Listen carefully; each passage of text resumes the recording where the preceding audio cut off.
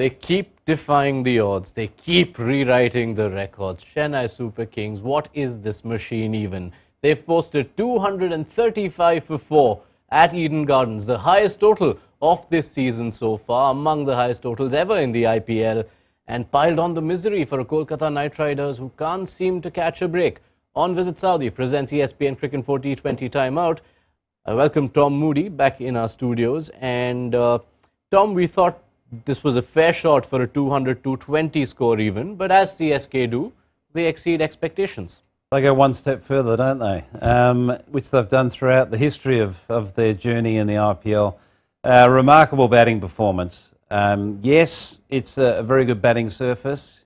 Yes, it's a high-scoring ground, but to deliver it and deliver it like they do so consistently is just such a remarkable thing. You know, it's hard to know where to begin with that batting performance because there were so many special moments. But I'll let you at least open the batting here and throw something at me. I will. Before that, let's welcome Wasim Jaffer into the conversation as well. Wasim, before we start unpacking this marvellous batting display from CSK, your opening comments on what we've seen in these 20 overs? I mean, you've said it already. You know, they keep surprising us and they keep taking the bar further and further. They know they've got, a weak bowling side compared to what they had before, and they need to score 20, 30 more, and they just keep doing it and just doing it so, with so much simplicity. Going after the main bowlers.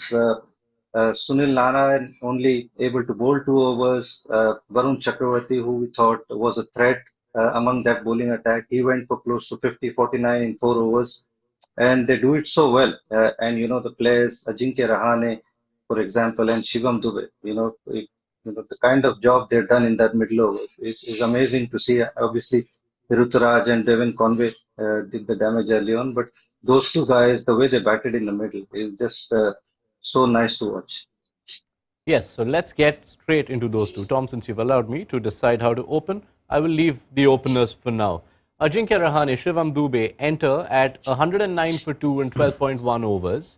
From there, 85 runs added in 5.2 overs. These are two players, Tom, who quite a few people might have thought may find it difficult to feature in a lot of IPL teams. And here they are, setting the stage on fire. Well, Dube has flourished under Dhoni's leadership. There's no question about that, along with many others, but he's the topic that we're talking about. He's really realising his potential. We all know that he's a power hitter. We all know that he can hit the ball out of the ground comfortably. But it hasn't been until he's been under the shadow of Dhoni, the leadership of Dhoni, that he has realised his true potential.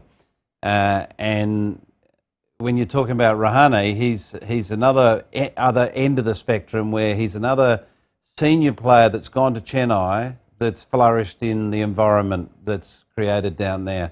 And to see Rahane play with such freedom, it just puts a joy on your face. You know, it really does. He's he's one of those players that you can't help but enjoy him have success. And isn't he having success? Because that's arguably one of his best ever IPL knocks. It really was a special innings. You know, who would think that he'd walk away hitting 5 sixes and striking at nearly 250? Yeah, despite coming out to bat after the power play was over. Wasim, you've seen so much of Ajinkya Rahane over the years. Did you imagine that in what we would imagine is towards the twilight of his career, he would unleash this version of himself? Pleasantly surprised. I know, his potential because he played with me when I was a captain of Mumbai, and he came under me, and then I saw him flourish and become the player that he is. He had his ups and downs, but for him to play like that at this point of time in his career is absolutely amazing to see. And like Tom said, he's one of those players when they do well, you feel happy, because his work ethics, his discipline about his game, and the way he, construct himself outside, the cricket. You feel happy when guys like this do well.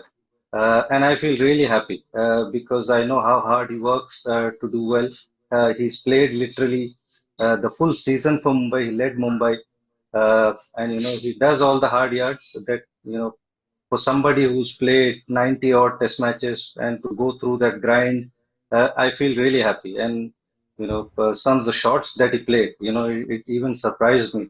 Don't forget, he's got a couple of IPL hundreds. It's not that he hasn't done well in the IPL, but for him to do well at this point of time in his career is absolutely fantastic to watch.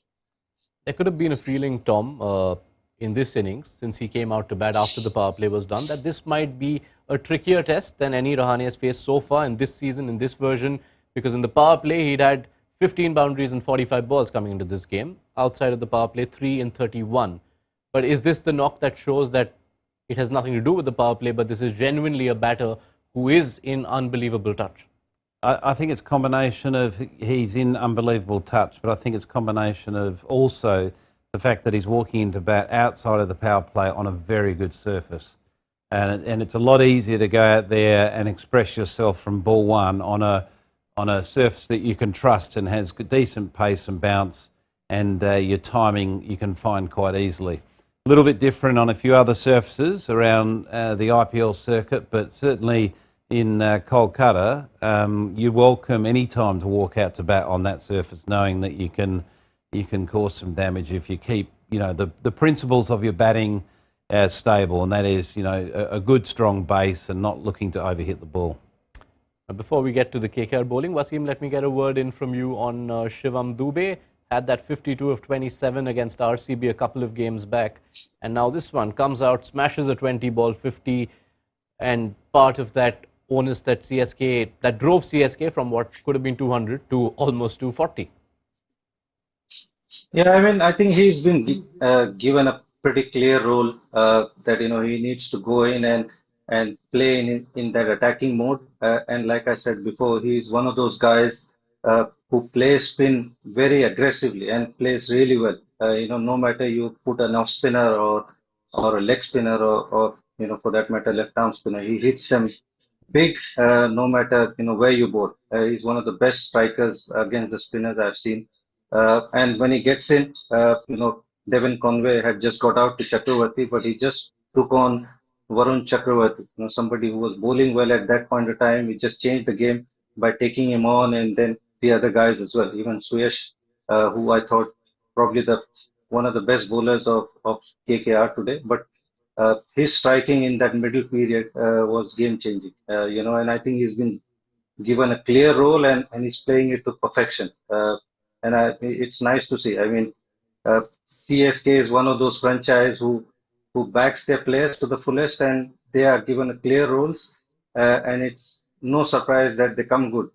Most of them. Yes, and so good were Rahane and Dube that it completely overshadowed Devin Conway, who set the foundation with 56 of 40, his fourth successive 50 on the trot. Only the second CSK batter to achieve that since Afaf du Plessis, who he has succeeded at the top of the CSK batting lineup. Let's now focus on the KKR bowling, Tom. The two highest totals of this season so far, 235 for 4 by CSK and 228 for 4 by Sunrisers, both against KKR at Eden Gardens. Doesn't feel like a coincidence? I think it tells you a couple of things. It tells you the, I suppose, vulnerability of their attack, particularly if the ball's not turning. And their side does rely, or it's structured. They're playing three specialist spinners. It's structured to, be more designed for spin-friendly surfaces. I suppose what they're not doing, which they have done historically, is they're not taking wickets early. They're not taking early wickets, which is allowing teams, whether it be the Sunrisers with a Harry Brook or a Conway today for CSK, allows a strong foundation to be set. And therefore the middle order can really cash in on what we know is a very good wicket that multiple sixes can be hit. I think 18 sixes were hit in that innings, which is a massive number. It's nearly 1 and over. Yeah, and that delivering at the top of the innings with the ball for KKR, Wasim, was something Umesh Yadav did effectively last season. He had 8 power play wickets, kept the scoring down to about 6.5. We're now 7 games in. Umesh Yadav is yet to strike in the power play. Yeah, I mean that's the problem we discussed, isn't it, in the preview, and continues to be that way.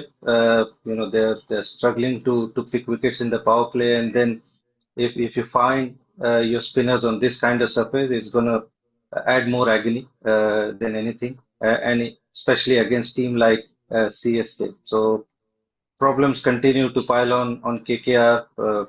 I don't think they got their combination right, and on top of that, the players they are trusting with are not turning them into performances. So looks a very difficult path ahead for KKR.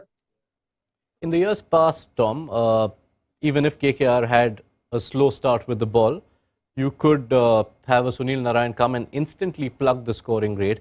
I'm just looking at the last few matches he's played now. After a decent start to the season, none for 41 in 3 at Mumbai, none for 36 on that low-scoring game in Delhi, and now didn't even bowl his quota out, none for 23 in 2 against Chennai. Are these concerning signs for KKR? Possibly, but I would have liked Sunil Narayan to have bowled 2 more overs.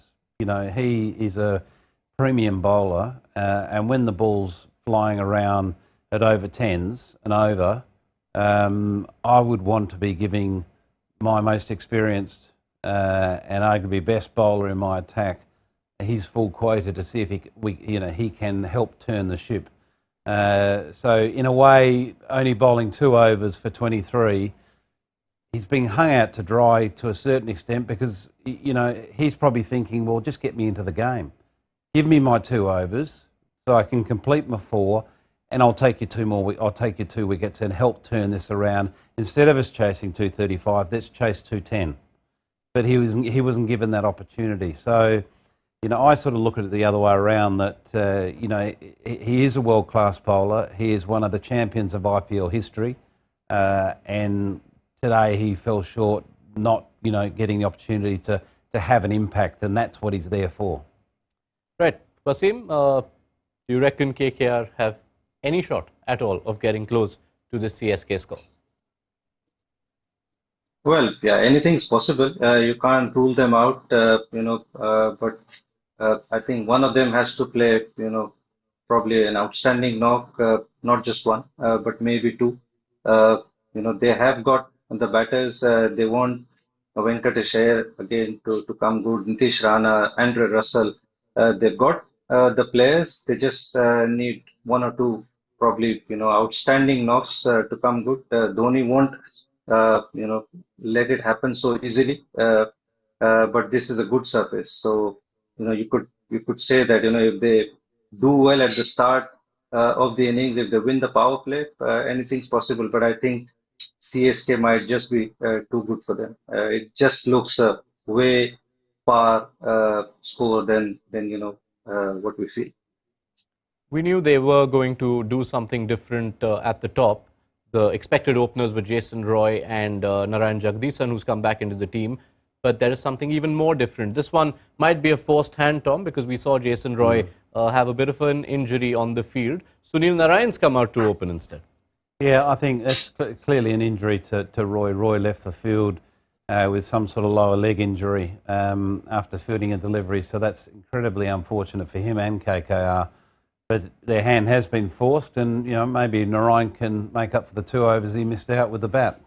Yeah, and if he goes the way Narayan has gone at times when he's opened the batting, especially at Eden Gardens, that might be the closest, the best chance KKR get to coming any close. So, final prediction from you?